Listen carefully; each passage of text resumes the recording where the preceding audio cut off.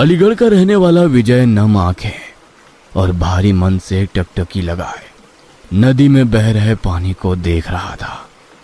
यह वही पानी था जिसमें कुछ देर पहले उसने अपने जीवन के आधार, अपनी ताकत और जीवन भर की यादों को समर्पित किया था।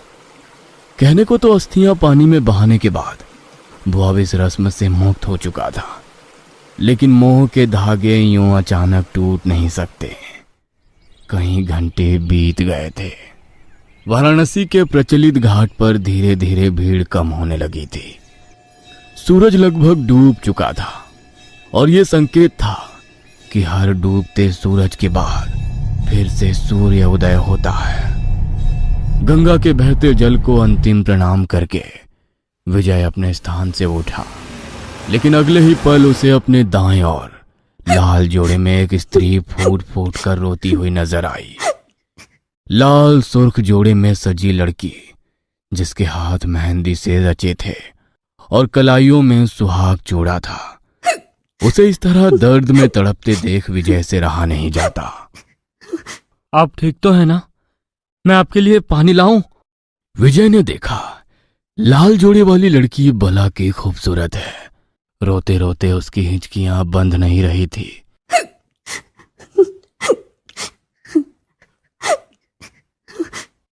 इसलिए विजय अपनी बोतल से उसे पानी पिलाता है, जिसके बाद वो थोड़ा शांत हो जाती है। आप यहाँ अकेले? मैं आपको कहीं छोड़ दूं?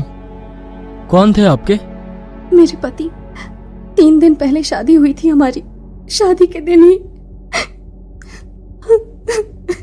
इतना कहकर वो एक बार फिर से रोने लगती है। 3 दिन से यहीं बैठी हुई हूँ। पता नहीं कब आएंगे वो, कब मुझे अपने साथ ले जाएंगे। उनके सिवा कोई नहीं है मेरा। आपकी तकलीफ समझता हूं मैंने भी अपने पिता को खोया है, लेकिन आपको खुद को संभालना होगा। चलिए, दिन ढलने लगा है। कहते हैं मृतकों को ऐसे दिन ढले याद नहीं किया जाता। विजय की बात सुनकर वो लड़की भरी आंखों से उसकी ओर देखती है। उसकी आंखों में ना जाने क्या कशिश थी। विजय सम्मोहन में था या उसके दर्द को बांटने की कोशिश कर रहा था, यह समझ नहीं आ रहा था। लेकिन वो उस लड़की की ओर हाथ बढ़ा देता है। लड़की उसका हाथ पकड़कर अपनी जगह से खड़ी हो जाती है और अगले ही पल चकराकर विजय के कंधे पर लुढ़क जाती है। हे भगवान, ये क्या हो गया? विजय लड़की के मुंह पर छींटे मारता है तो वो होश में आ जाती है। आप ठीक तो है ना? आप अपने घर से किसी को बुला लीजिए। मेरा नाम मोहिनी है। पश्चिम बंगाल की रहने वाली हूँ।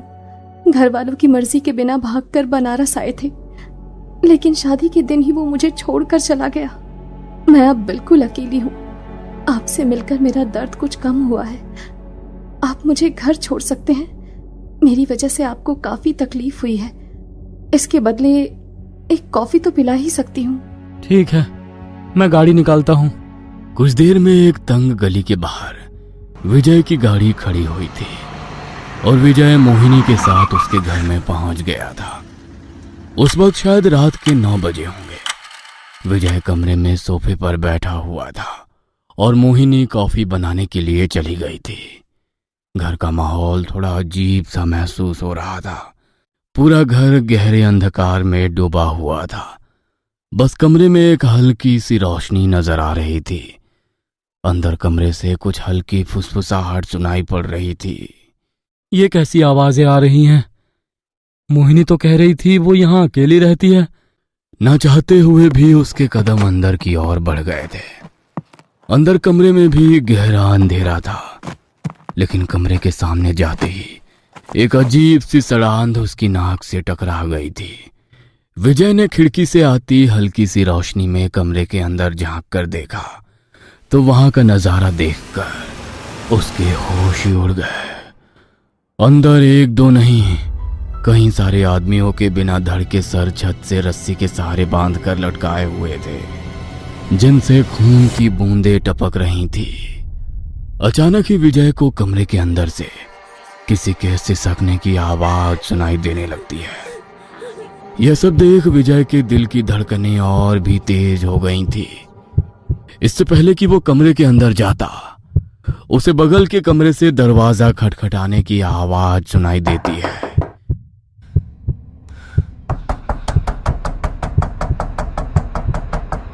विजय कांपते हाथों से कमरे का दरवाजा खोलता है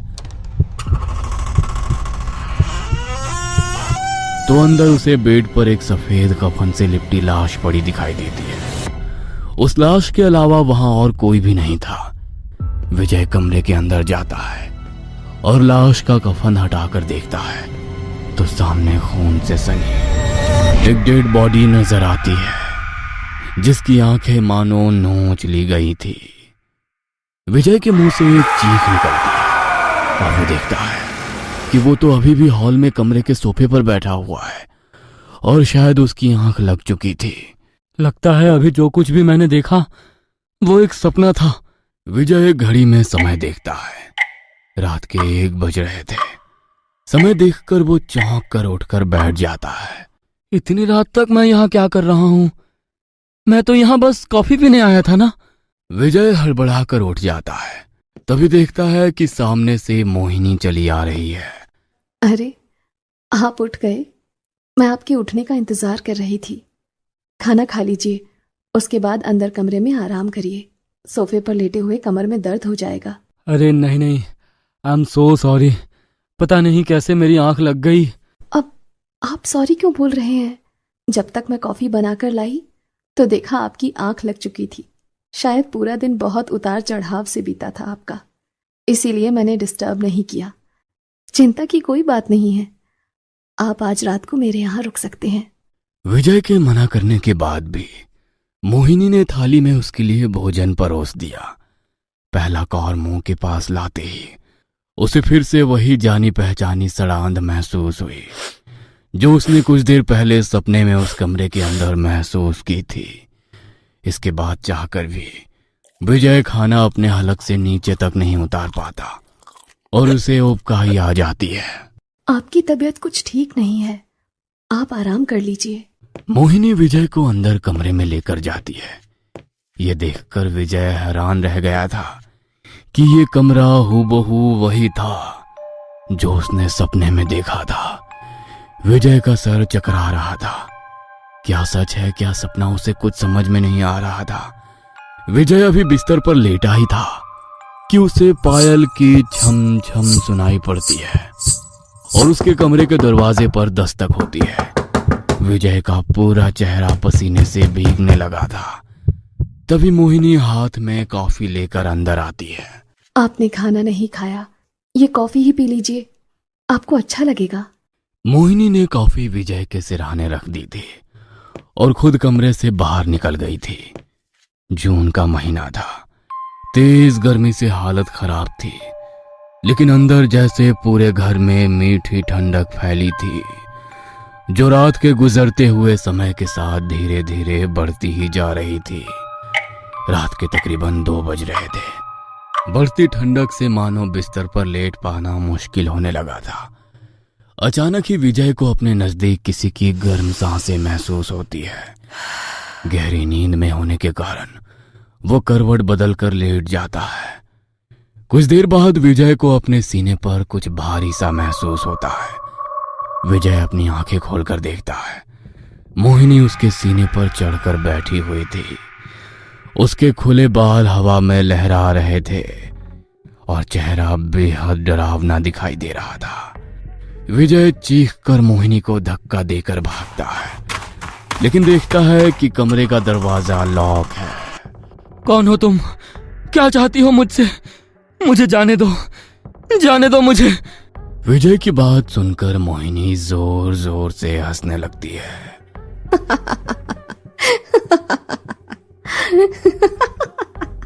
जितनी भी कोशिश कर ले, यहाँ से निकल पाना संभव नहीं है।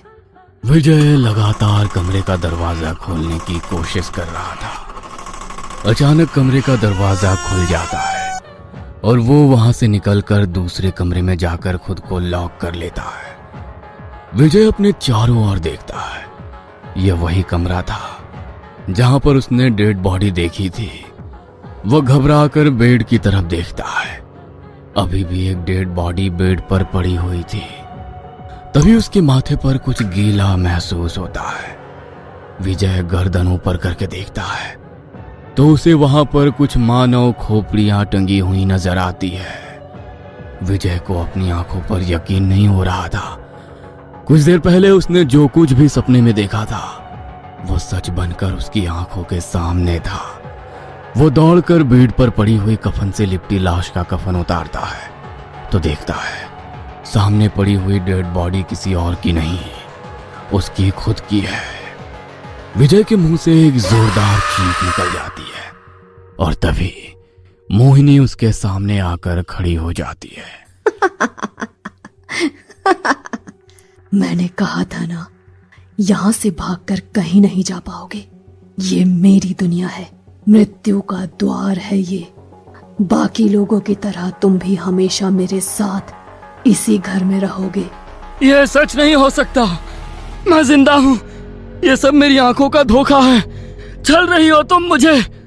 तभी कमरे में थोड़ी रोशनी होती है और विजय सामने लगे आईने की ओर देखता है जिसमें उसका अक्स नजर नहीं आ रहा था। विजय वहां खड़ा पागलों की तरह चिल्ला रहा था और वो चुड़ैल अपने धारदार नाखूनों से उसके सर को धड़ से अलग करके छत पर टांग देती है। कुछ दिन बाद एक खूबसूरत शाम में लाल जोड़े में सजी मोहिनी घाट पर बैठी फूट फूट कर रो रही है और तभी नीलेश आकर उसके कंधे पर हाथ रख देता है। मोहिनी एक रहस्यमयी सी मुस्कान के साथ नीलेश की ओर देखती है और कहानी अगर अच्छी लगी हो तो चैनल को लाइक, कमेंट और सब्सक्राइब करना ना भूलें। और हाँ, कहानी के बारे में अपने सुझाव हमें कमेंट बॉक्स में लिखकर जरूर बताएं।